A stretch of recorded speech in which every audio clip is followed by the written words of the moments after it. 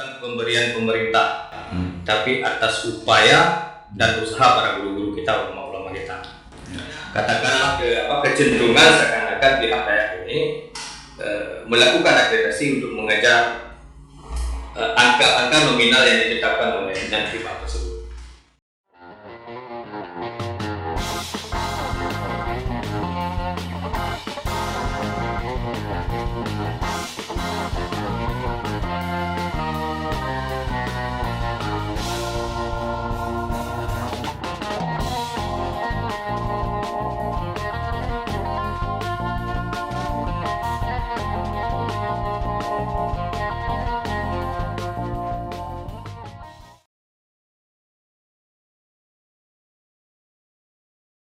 Assalamualaikum warahmatullahi wabarakatuh. Ketemu lagi bersama kami dengan podcast Mimpala. Dalam suasana masih Lebaran ini, kami ingin menyampaikan minal aidin wal faidin, mohon maaf lahir dan batin. Pada kali ini kita mengundang ada seseorang yang sangat penting dalam pendidikan daerah kita di Aceh. Beliau adalah Dr. Kandidat Tengku Ilham Mirsal, SPDI MA. Assalamualaikum. Beliau adalah santri, juga masih nyantri di Babus Sa'adah Teping Gajah, Kecamatan Pasir Raja, Kabupaten Aceh Selatan, sekaligus menjadi pengurus di sana. Selain itu, beliau juga dosen di Sekolah Tinggi Agama Islam Tapatuan, dan sejak 2019 lalu beliau telah menjadi salah satu komisioner di Majelis Akreditasi Daerah Aceh. Selamat sore. Ya, sebagaimana kita rasakan hari ini masih dalam suasana Idul Fitri ya. Saya melihat bahwa sepertinya dalam pola makan saya masih belum berubah. Ya, belum sarapan. Iya, dalam pola makan itu kan kita mengatur pola makannya, mengendalikan hawa nafsunya. Tapi sepertinya kemarin saya ukur dulu, saya timbang kembali begitu ya. Jadi berat badan saya tambah, sekarang sudah bertambah kembali seperti biasa. Baik, mungkin kita akan coba bincang-bincang ya, mungkin agak sedikit mendalam nanti, karena memang ini menjadi penting ya, dalam rangka meningkatkan kualitas sumber daya manusia di Aceh, terutama di daerah. Mungkin Tengku Ilham bisa menjelaskan tentang badai, sekaligus nanti fungsi dan tugasnya itu apa. Silakan. Baik, Assalamualaikum warahmatullahi wabarakatuh. Waalaikumsalam warahmatullahi wabarakatuh. Alhamdulillahirrahmanirrahim. Allahumma salli ala Sayyidina Muhammad. Pertama sekali dan syukur kepada Allah Subhanahu wa taala. Salawat dan salam pada baginda Nabi Muhammad sallallahu alaihi wasallam.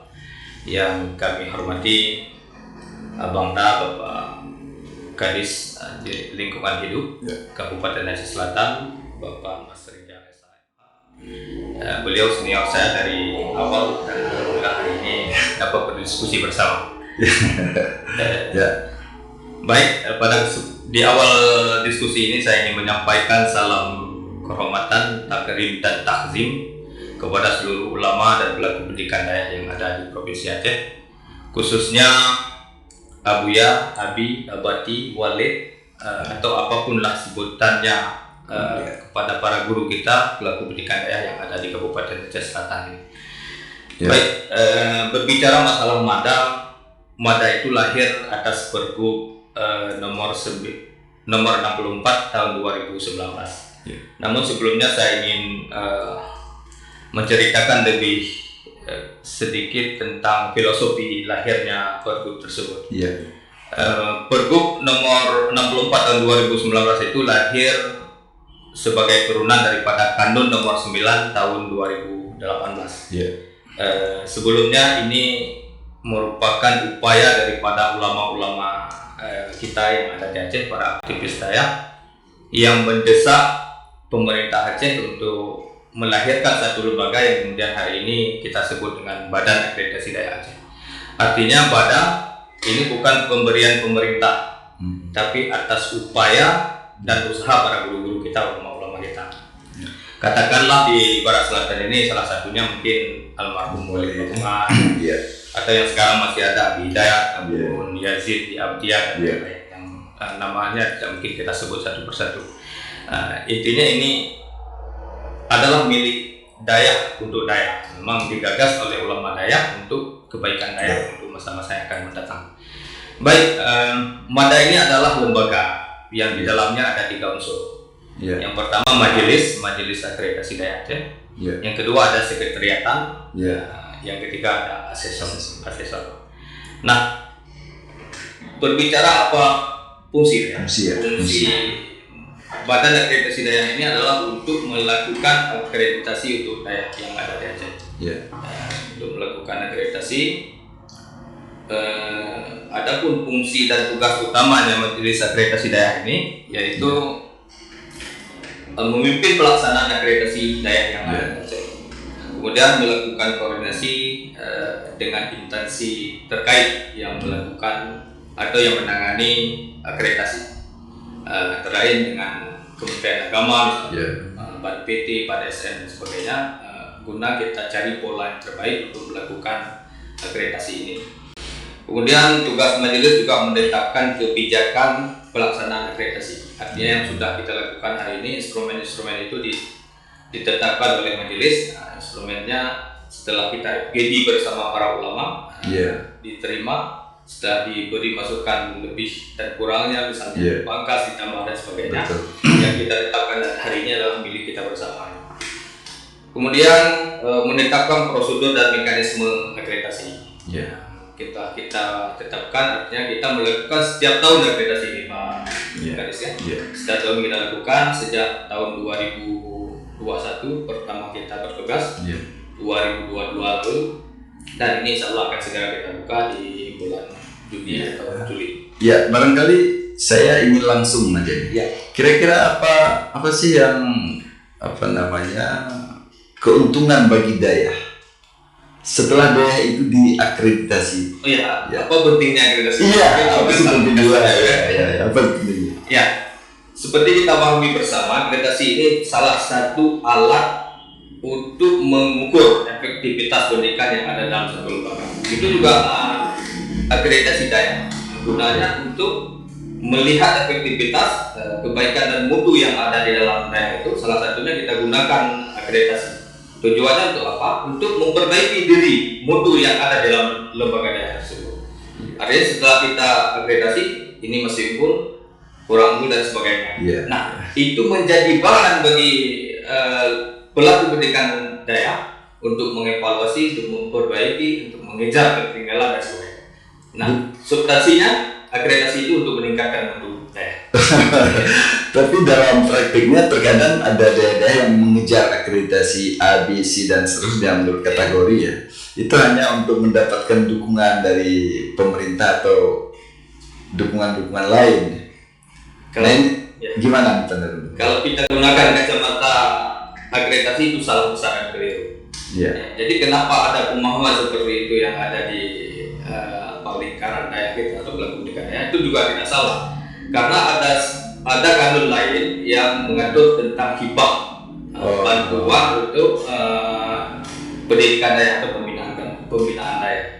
Artinya memang ada 2 regulasi. Yang pertama regulasi akreditasi yang kita gunakan, tujuannya memang untuk meningkatkan mutu. Namun ada satu pergub lagi yang mengatur tentang hibah. Makanya ada kecenderungan seakan-akan pihak Dayak ini melakukan akreditasi untuk mengejar angka-angka nominal yang ditetapkan oleh dan hibah tersebut. Jadi kalau dianggap memang tujuannya untuk mendapatkan itu keliru besar. Nah, kalau bicara data hari ini, kalau secara provinsi kita di Aceh, kira-kira berapa berapa daya atau pesantren yang telah diakreditasi gitu? Secara global yang sudah diakreditasi belum 50%. Belum 50%. Karena tahun 2021 kita belum melakukan reakreditasi. Baru menerima berkas dan mengakreditasi daerah-daerah yang baru yang belum pernah ada di Pulau I. Misalnya daerah baru dibangun, belum didaftarkan sebagai daerah atau belum didaftarkan dalam database pemerintah. Nah, jadi baru fokus melaksanakan reakreditasi di tahun 2022 dan di tahun 2023 ini. Ya, kemudian kalau sudah tipe A, ya dia ada tipe seperti itu ya? Ya. A, B, C dan seterusnya. Ya. Dan ada yang tidak punya tipe ya? Iya. Nah, kira-kira kalau sudah dapat tipe A itu apa dukungan? Ya, apa dukungan pemerintah dalam hal ini Dinas Pendidikan Daya Aceh atau Dinas Pendidikan Daya Kabupaten Kota di Aceh ya, yang diberikan kepada daya atau pesantren itu sendiri? Ya. Yang pertama, daya tipe A itu di Bada kita jadikan sebagai daya percontohan. Artinya kurikulum, sarana dan prasarana, kebersihan, pendidikan dan sebagainya itu menjadi rujukan untuk daerah yang belum dapat itu, atau rujukan bagi masyarakat luas untuk menitip anak-anaknya bahwa di daerah tipe A ini memang sudah clear berbicara tentang mutu, tipenya sudah mutu A seperti itu. Yeah. Apa itu? Ya, kemudian lebih lanjut barangkali kira-kira kita melangkah ke apa sih prosedur, syarat dan proses akreditasi itu? Prosedur dan syarat yang pertama, dalam pelaksanaan akreditasi daerah itu kita bagi ke 3 bentuk kelompok. Yeah. Yang pertama daerah baru. Daerah baru itu daerah yang belum pernah ada akreditasi sama sekali. Yang kedua reakreditasi daerah yang mengajukan peningkatan. Mungkin menurut asumsi mereka daerah yang selama ini D atau B atau C sudah mampu untuk meraih tipe A, maka diusulkan untuk akreditasi. Yang ketiga monitoring dan evaluasi. Monitoring dan evaluasi ini kita gunakan untuk daerah-daerah yang tidak mengusulkan. Misalnya ada daerah yang sudah turun peringkat atau grade, yang hari dulu B, kalau kacamata hari ini kita lihat tidak layak lagi, mereka akan diam, tidak mengusulkan ulang. Makanya akan kita monitoring. Nah, ketiga-tiga ini akan kita akreditasi dengan standar 8 atau 8 standar yang sudah kita tetapkan dalam instrumen MADA. Nah, prosedurnya yang pertama daerah mengajukan permohonan untuk akreditasi. Jadi pimpinan daerah membuat pernyataan siap diakreditasi ke Padang, kemudian menyiapkan bahan antara lain setidaknya kalau untuk daerah baru ada santri minimal 15 orang. Itu sudah layak, yang mondok baru layak disebut dengan daerah. Kemudian ada izin operasional, ini yang sangat wajib kita tekankan kepada seluruh pimpinan daerah. Izin operasional dari Kementerian Agama, karena kita sudah bekerja sama dengan Kemenang. Yang belum ada izin operasional maka tidak kita akreditasi. Saya pikir itu yang poin penting sebagai prosedur atau langkah awal untuk melakukan akreditasi. Iya, kalau misalnya sistem informasi akreditasi itu kita itu sudah ada yang sistem online atau seperti apa? Atau masih manual? Iya, untuk memudahkan para pimpinan daerah ini berpengalaman pada sebelumnya, kalau bentuk proposal yang fisik, ada yang hilang, ada yang basah di pengiriman dan sebagainya, atau hilang di kantor, ini merupakan kelemahan akreditasi. Untuk itu kami buka pelayanan melalui website. Jadi para pelaku pendidikan daerah Aceh boleh mengunjungi website Bada, www.badaaceh.com, atau yang hari ini sudah kita miliki website resmi pemerintah yang dimiliki oleh Bada, www.badaaceh.pro.go.id. Jadi untuk tahun ini mungkin kita gunakan dua-dua, atau yang mana dulu akan kita sosialisasikan pada kesempatan berikutnya. Kalau animo daerah-daerah yang ada itu untuk mengikuti akreditasi itu seperti apa kira-kira? Animonya, ingin mereka mengikuti akreditasi itu bahwa mereka harus punya tipe B misalnya kan? Nah, keinginan mereka itu tinggi atau tidak? Karena ada, saya dapat informasi ada di kabupaten kita ada yang belum terakreditasi daerah-daerahnya seperti itu. Iya, ini masih kurang kita, masih kurang. Pertama begini, mungkin karena di SK Dayak yang masih dikeluarkan dulu pada tahun 2019 itu masih kita berlakukan. Artinya walaupun mereka belum mengikuti akreditasi, SK Dayaknya masih aktif. Karena tidak kita aktif.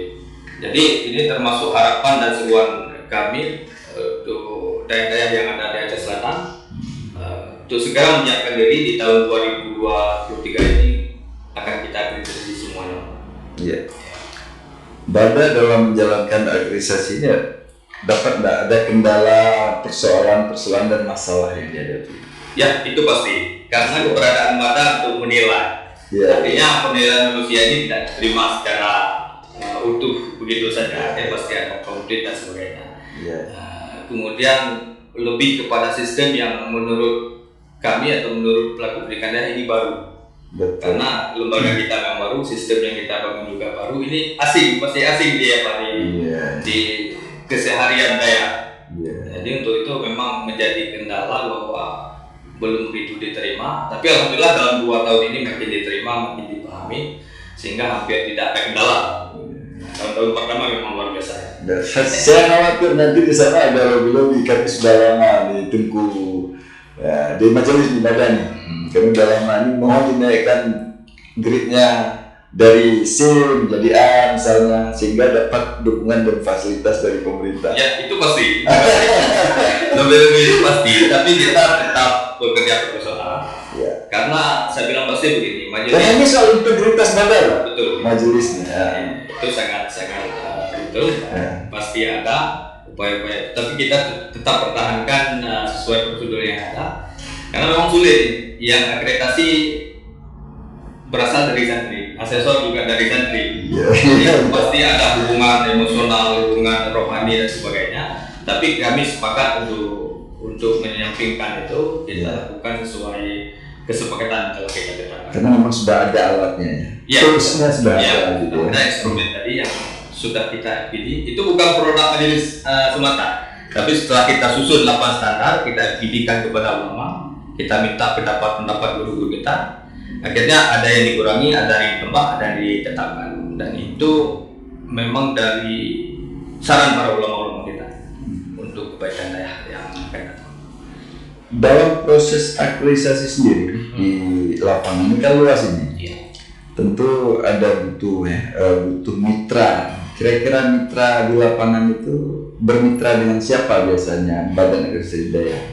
Iya, pertama mitra kita seluruh dinas 3 kabupaten kota yang ada di seluruh Aceh. Itu mitra utama. Kemudian kalau juga pernah kita gunakan daya induk misalnya. Daya induk karena daya induk itu punya beberapa cabang. Jadi kalau kita kesulitan di lapangan mungkin kita arahkan asesor kita dulu ke daya induk atau daya induk. Tapi asesor yang kita kirim dipastikan bukan dari alma mater daerah tersebut.